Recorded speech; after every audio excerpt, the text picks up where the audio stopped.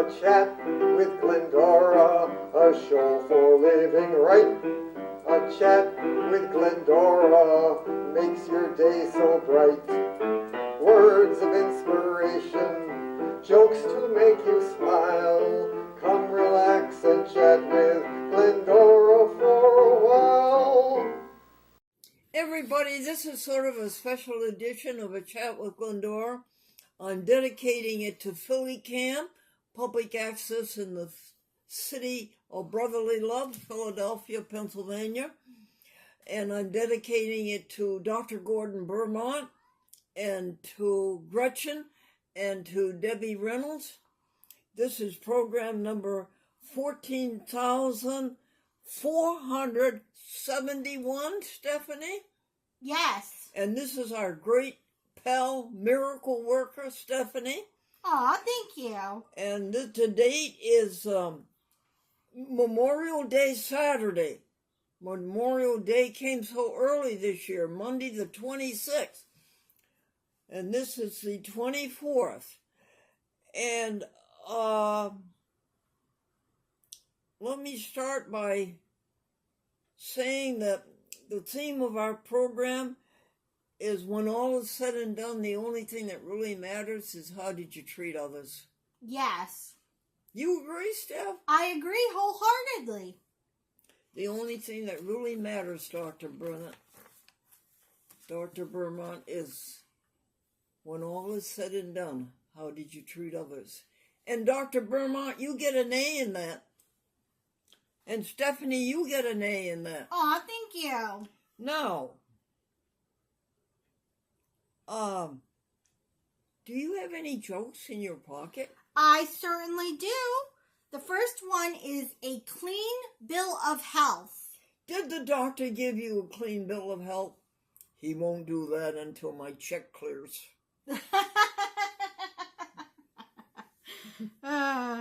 Worried look. You can always tell if the boss is a good boss by the worried look on the face of his assistant.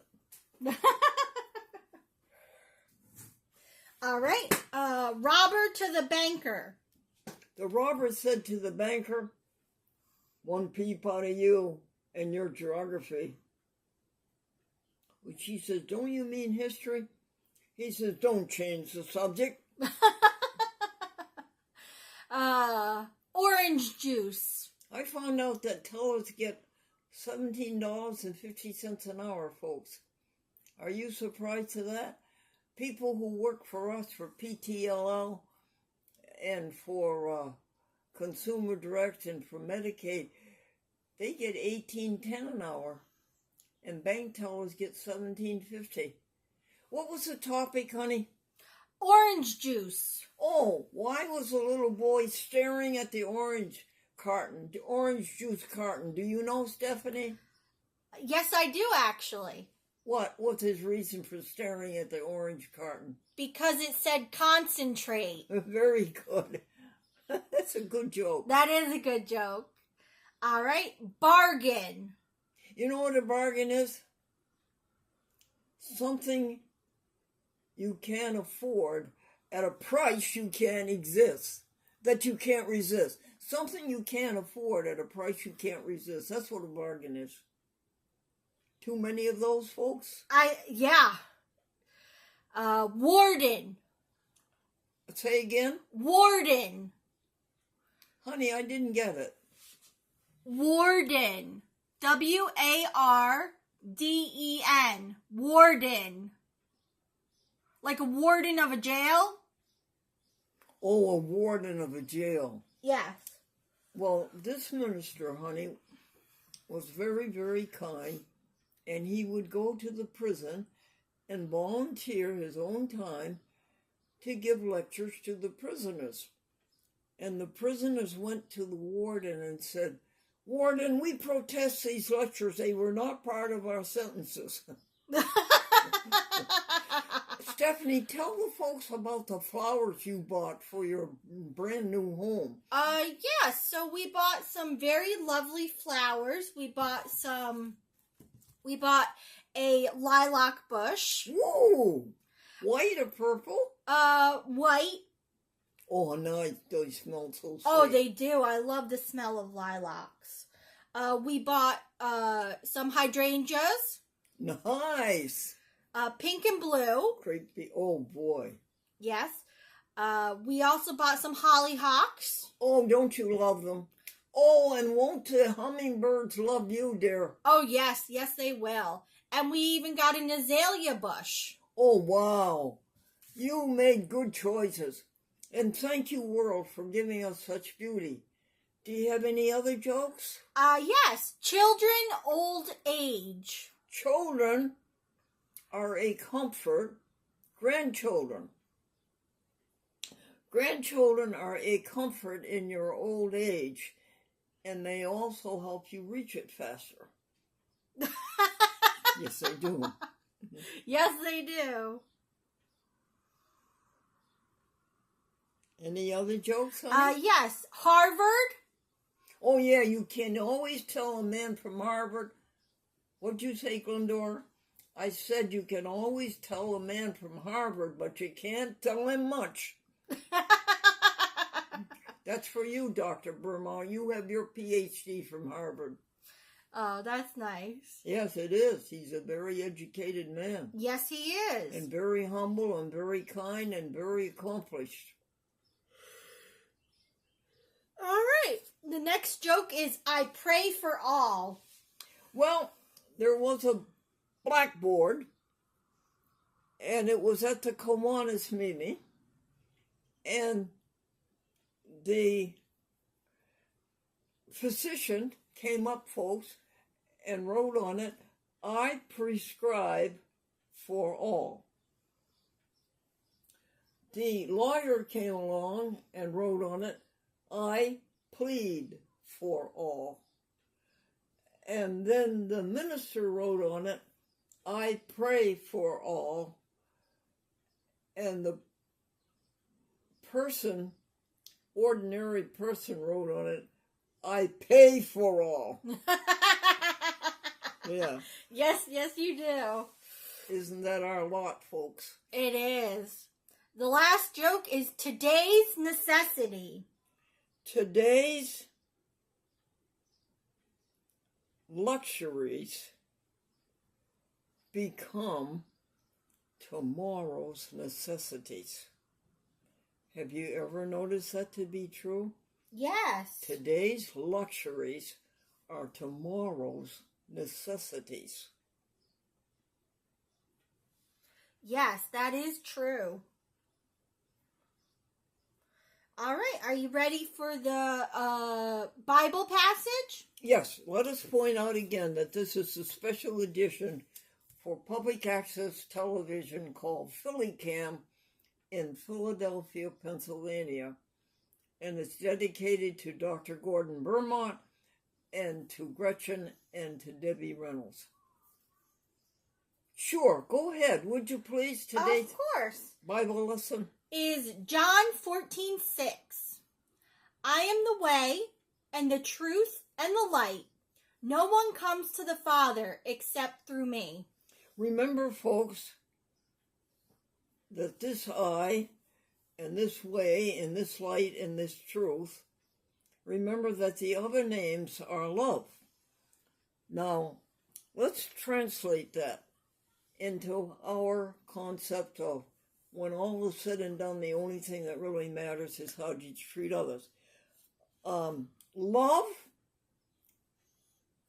can you help me, Steph? Yes. Instead of I, it's love. Love is It's the a way way. and the truth and the light. No one comes to... Well, no one comes to the Father. No one comes to God. except through love. Yes, I think we got it, Steph. Try it again. All right. Love. Love is the way and the truth and the light. No one comes to the Father except through love. Yes. Thank you for that. And that was John 14:6. Thank you so much. And we have a hymn, right? Yes, Amazing Grace. Yes, you sing that to me, folks, at home. You sing it. Amazing grace, how sweet the sound to save a wretch like me. I once was blind, but now I see. I once was lost, but found. I think I reversed a couple of lines, but the meaning is still there. Yes. That was written by the captain of a slave ship who captured the people in Africa and forced them in chains to America and to the other islands nearby. And that was it. He knew that he was a wretch, but he had been saved by love. He had been saved by God. He once was blind, but now he sees. He once was lost, but now he is found. Okay, sweet. All right, the next thing is the vocabulary. Now, the word is almoner. Yes. An almoner is somebody who gives alms, ALMS, gratuitously to the poor. What is an almoner? You said it. One who dispenses alms for the poor. Nice. Yes. I have seen you do that, Dr. Berlant. I have seen you write a check for $500 for the poor. I actually saw you do that. You're a good man, Dr. Vermont. And then what comes next? Then we have announcements. Announcements. Good. What do we have? All right. So we actually have some from the American Vegan magazine. We have recipes. Recipes? Yes. For what? Oatmeal waffles. Oh, wow. Banana ice cream. Yes. And garbanzo cheese. Now, folks, in Philadelphia, there is a great big vegan center. It's down by the old church, right downtown, and by the old original Philadelphia.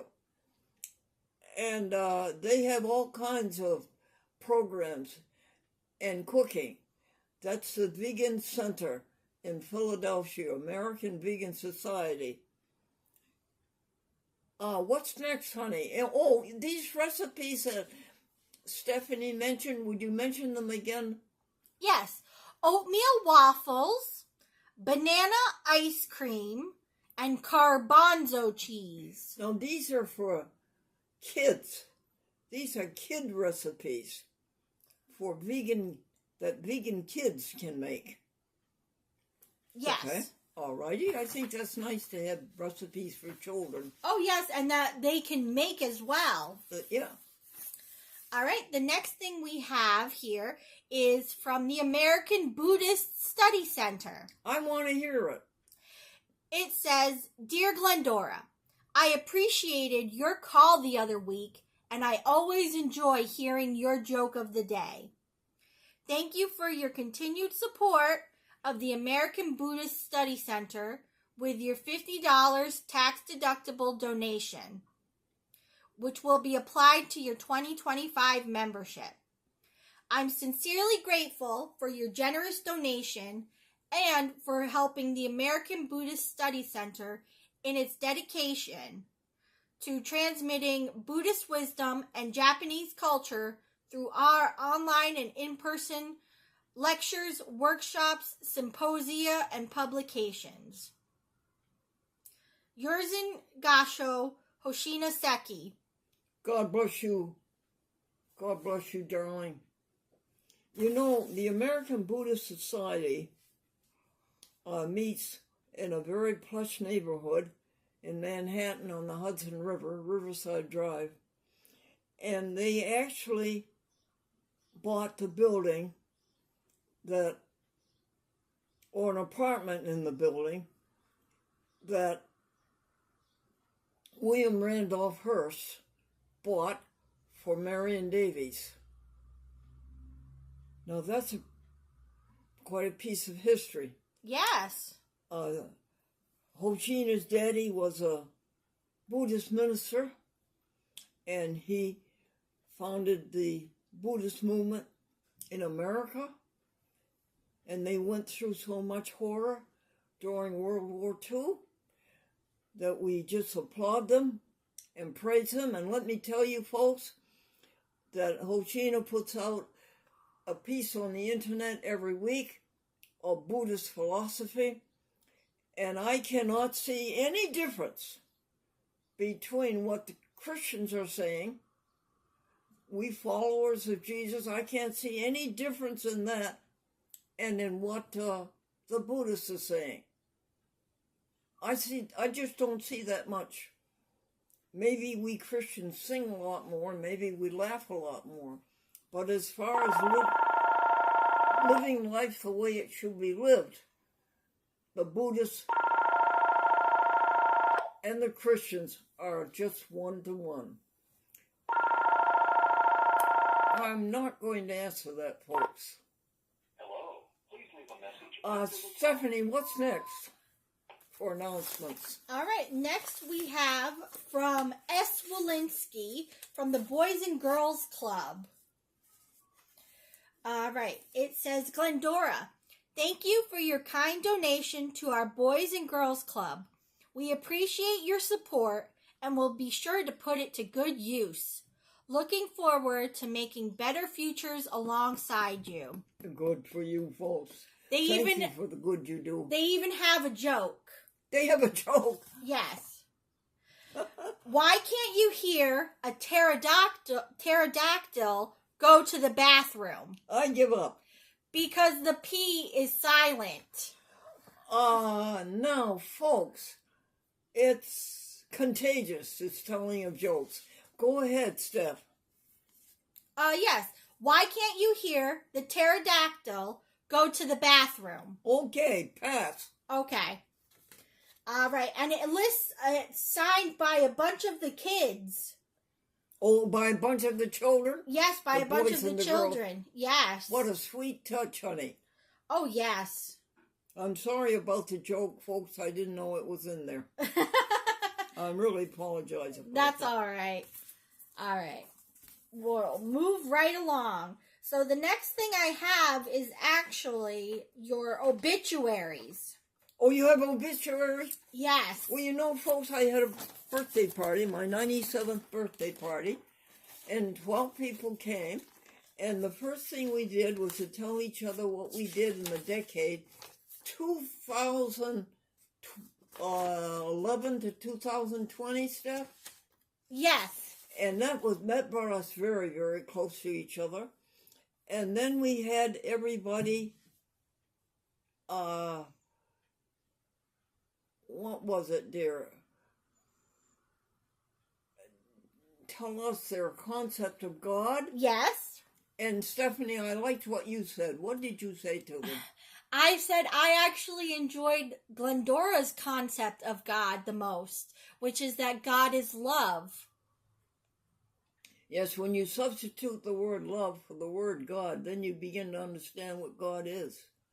And then the last thing was, they had to write an obituary about Glendora, but they couldn't say anything bad, right? And the last thing, hon, is that I wanted to give a present to all of the guests who came to my birthday party. So I asked the bank for crisp, brand new $10 bills. And I gave a crisp, brand new $10 bill to each of my guests. I enjoyed that so much. Oh, that was very nice of you. Thank you for that. Oh, I thank you for it. Next, I look at those things, folks, as a blessing. It's more a blessing to me than it is to the person who received the $10.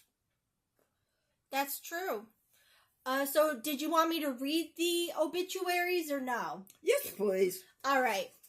The first one is, I don't believe in death, so I'm not going to write an obituary. But we have everlasting life. Matter has no life to surrender, and the spirit never dies. So Glendora never dies, truly. Oh, this is beautiful. Who wrote this? I believe that was one of, it wasn't, what was her name? Was it Patricia? No, yes, I believe it was Patricia. God bless you, Patricia. All right, then we have an ode to Glendora. Here lies Glendora Buell. Believe me, she's nobody's fool. To see her in glory is when she is telling a really good story. She's quick with a joke to give you your funny bone a poke. Her love of animals she cannot hide. Her courageous spirit known far and wide. Her life was lived exactly her way. If something was important, she had her say. Persistent, stubborn, unmovable at times, also loving, caring, generous, and funny. And she does love a chime. So while it's sad to say goodbye, I'm happy we paid hello, and in her honor, I'll bake her a pie. You see how people have so much inside of them? You see it, folks? And if you elicit it, how valuable it is. Now, who was that? Madeline Chapin? Yes, that was Madeline. Madeline, you are really a credit to us. Thank you for that insight. All right, and then Joyce also did an ode to Glendora. It says, Happy birthday, Glendora. We all love, care for, and adore you.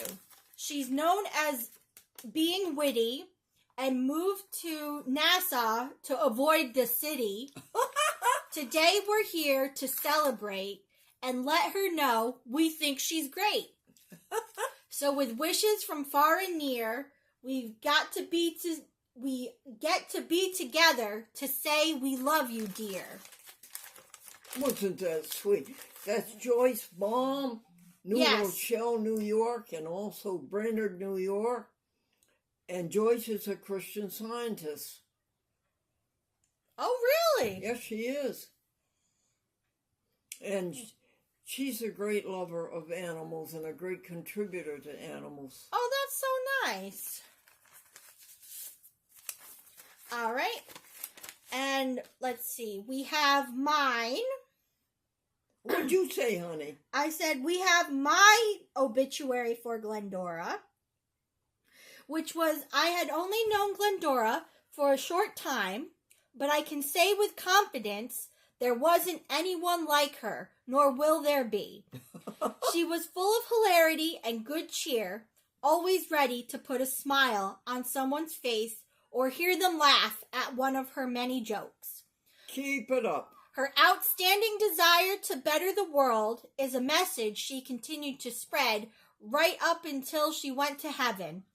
Her favorite saying was no pills, no bills, no doctors, no hospitals, and vegan. And it was a saying she lived by. Steph, you did all right for knowing Glendora for such a short time. I know. I didn't do as well as Wayne, but he did write a very long obituary. Go ahead. All right, we'll read his. Glendora Vesta Folsom Buell completed her earthly voyage on insert date at insert place.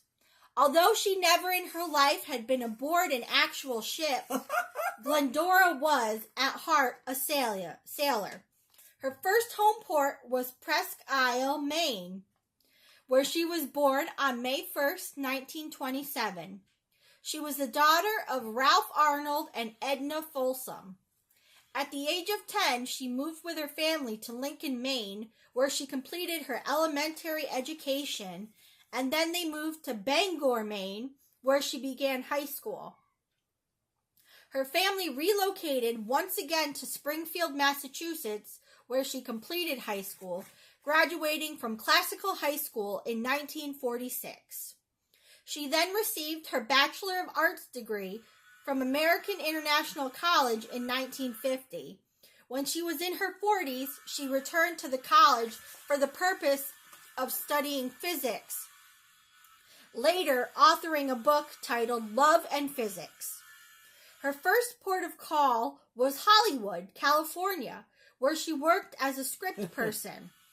While there, she crossed paths with many of the well-known show business people of that time, including Bob Hope, Red Skelton, and Dinah Shore. Chuck Benny. Oh, really? Wow. Voyaging back east, she contemplated her future. Her call was jokes and cheer. She received an inspiration that her means of accomplishing her destiny would be through the medium of television. This was at the time when television was still in the relative infancy of its golden age. Yes, it was. Her first television show aired in 1953. It was a children's show called Glendora's Picture Party. Broadcasting was from a small second-floor studio located in Pittsfield, Massachusetts. On Christmas Day, December 25th, 1954, she married Franklin Fuller Buell. They were married for 48 years upon his passing in 2003. It was in the early 1950s that Glendora really came into her own as a dry land sailor. She had a vision to create a children's television show with a nautical theme. In this program, she would be surrounded by a group of little mateys, all dressed in uniform. It would be the children who would largely run the show, both appearing on screen and working backstage. This was the idea behind what would become the SS Glendora program. Glendora voyaged across the country with her portfolio under her arm, going from business to business, trying to procure a sponsor for her unique concept. Without a sponsor, but undaunted, she returned to her home port, where a sponsor, which was the Milton Bradley Company, was found almost in her backyard. Yes. The SS Glendora sailed 5 nights a week with a 15-minute live broadcast on WRGB in Schenectady, New York, with its first broadcast in the summer of 1955. The show was terminated in the fall of 1956 as the result of a survey which suggested a preference for filmed material instead of live broadcasts at that early evening hour.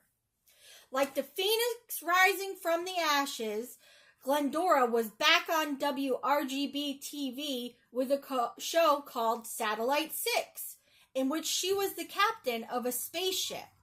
Here she would host cartoons, banter by telephone with her fictional boss, the Munimula, aluminum spelled backwards, and tell jokes. Glendora had a marvelous sense of humor. Jokes were her stock in trade. She had an enormous stable of jokes, all clean ones, of course, and one of the joys of her life was to produce laughter in those around her. The Satellite 6 show ran from 1958 until 1962. Glendora inspired many young girls, showing them that a woman could be the skipper on a ship or the commander of a spacecraft. All of the sets, which had been used on Glendora's WRGB programs, were designed and built by Uncle Jim Frisk of the Freddie Freihofer Bread Time stories. Glendora's longest-lasting TV venture, called A Chat with Glendora, began in 1972 and ran for quite a few years. It was an adult program which ran on 79 public access stations from Boston to San Diego. And we are just about done with time. Are we? Can we finish Wayne's? Yes. In 1987, her voyage included a side trip to appear on Late Night with David Letterman. This appearance can still be viewed on YouTube. Glendora was a friend to mankind, A major concern of hers was that people treat each other with kindness and respect.